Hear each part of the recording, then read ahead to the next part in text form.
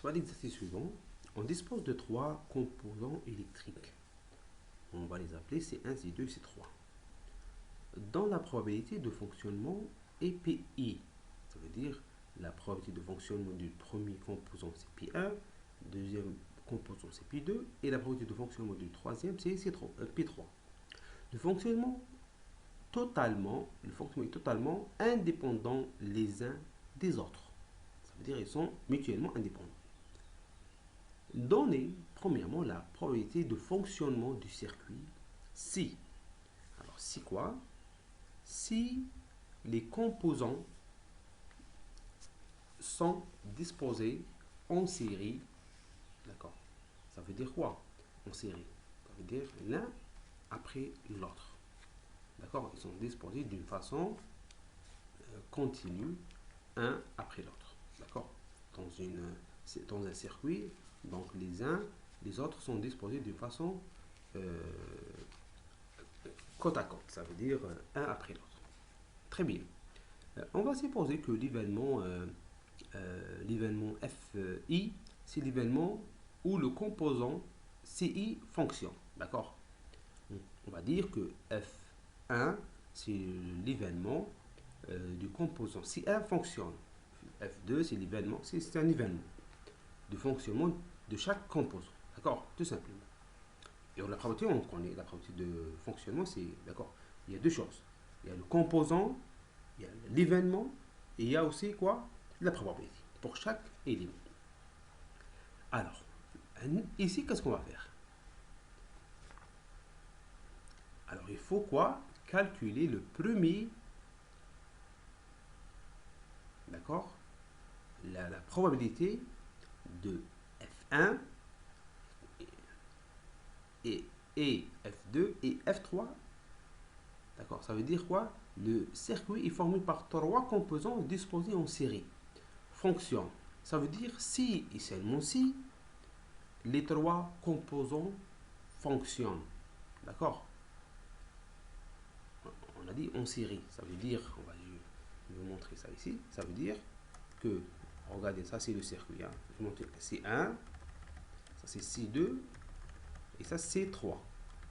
Et ça c'est le termine le circuit. Donc, pour qu'il fonctionne, il faut que les trois fonctionnent à la fois. Si et seulement si, trois fonctions. Donc, la probabilité de fonctionnement, elle est donnée comme suit. Donc, sachant que ils sont indépendants l'un de l'autre, ça veut dire P de F1 fois P de F2 fois P F3. Et cela, la probabilité donc de P F1, donc c'est P1, P2, P3, tout simplement. D'accord? Très bien. Maintenant, en regardant la deuxième question. Si les sont disposés en parallèle, les trois en parallèle. Alors, comment je vais dessiner ça? Alors, je vais vous montrer ça ici, on va dire. Alors, si je peux le faire, hein, sur, alors, on va dire C1. Alors, comme ça, voilà. C'est pas évident, mais bon, on va dire C1. Vous voyez? Bon, après, il viendra C2. Donc là, il termine. Vous voyez? Et là, vous voyez, donc là, c'est sur le circuit C3.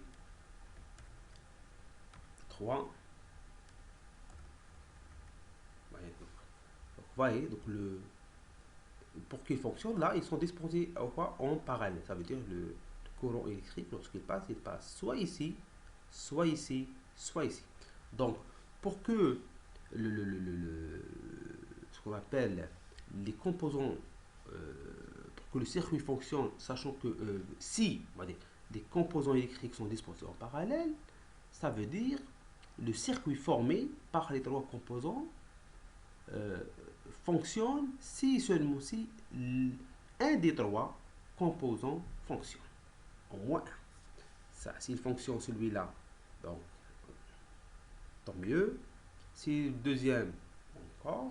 Sinon, troisième. Donc ça, ou ça, ou ça. D'accord? Donc ça sera la probabilité de fonctionnement de l'événement numéro F1, ou le F2, ou le F3. Et là, donc vous avez quoi ici? Donc la probabilité de l'union de trois événements. Donc ça c'est égal à quoi? P de F1 plus PF2 plus PF3 moins l'intersection de PF1 inter F2 moins probabilité de F1 inter F3 moins la probabilité de F2 inter F3 plus la probabilité de F1 inter F2 inter F3. Et après, vous remplacez la probabilité de chaque événement. Donc, ce sera P1, P2, P3, moins P1, P2, moins P2, P3, moins P2, P3, plus P1, P2, P3. Sinon, j'aurais pu déterminer ça en disant que ça est égal à quoi? Est égal à, avec l'événement contraire, est égal à 1 moins la probabilité de quoi? De F1 inter F2 inter F3 tout bar. Et sachant que ce qu'on appelle lorsque vous avez deux événements indépendants, même leur complément est indépendant, ça veut dire supposons que F1 et F2 indépendants, donc F1 bar avec et F2 bar sont indépendants aussi, F1 bar avec F2 sont indépendants ici, F1 avec F2 bar sont indépendants ici, F2 bar avec F1 bar sont indépendants. Donc ce sera quoi? Donc 1 moins P de quoi? P2 F P1 bar, on va dire rapidement, P1 bar fois P2 bar fois P3 bar. D'accord? 1 moins P1 bar, P1 2 bar, P3 bar. D'accord? Et lorsqu'on développe, on trouve ça. D'accord? Alors, troisièmement, maintenant, regardons donc ensemble ce qu'on appelle probabilité là qui a été donnée. Si les trois composants sont disposés en parallèle, ça a été répondu, donc le troisième, un circuit mixte. Et là, on vous précise que si 1 est disposé en série avec le sous-circuit constitué de C2 et C3. D'accord? C2 et C3. Ça veut dire, alors je vais refaire peut-être le schéma, comme ça va être clair pour vous. Hein? Alors je vais mettre comme ça, peut-être comment je peux... Alors on a dit donc le C1 qui est là, en série avec quoi? Avec, voilà, je vais mettre ça aussi, voilà, comme ça, voilà, là, je dois arrêter le circuit là, il monte, soit il descend avec un ici, donc là je vais marquer P2, d'accord, et là je vais, voilà, et j'ai un circuit terminé, voilà. Voici le dessin de notre circuit, donc voilà, soit C1, donc pour qu'il fonctionne, donc ce C1 il est mis en disposition avec quoi? En série avec cette partie de circuit.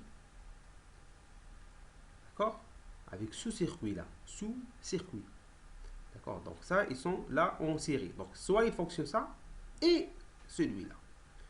Ou celui-là, deuxième partie du circuit, C2, C3. Pour qu'il fonctionne, donc ce sera C2 ou C3. Donc ça sera la composition de deux, ce qu'on appelle exercice. Deux premières questions. Donc la réponse à cela, elle est là, d'accord? Regardons tous ensemble. Donc ça sera le fonctionnement de premier circuit ou et F2 ou F3. Vous voyez? Et sachant que F1 est indépendant avec les autres, donc ça sera multiplication de ça, PF1 avec ça. Et l'union de deux est égale à quoi? Est égale à F2 plus F3 moins l'intersection.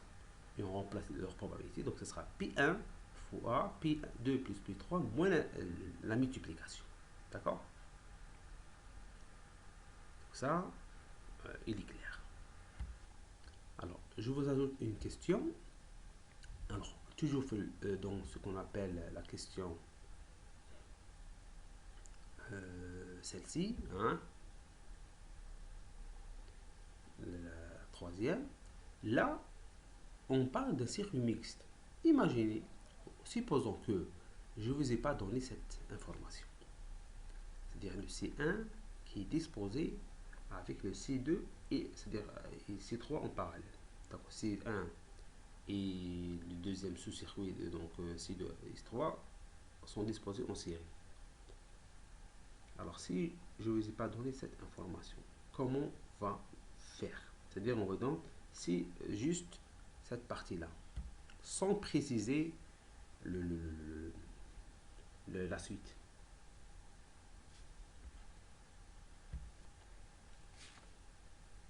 Donc, qu'est-ce que ça peut être?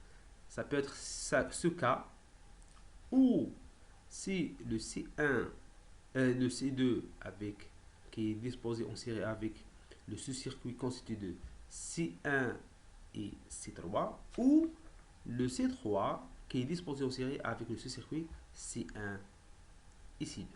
Donc ce sera la somme de 3. Il y a 3 positions, 3 cas. D'accord? Essayez de faire ça chez vous.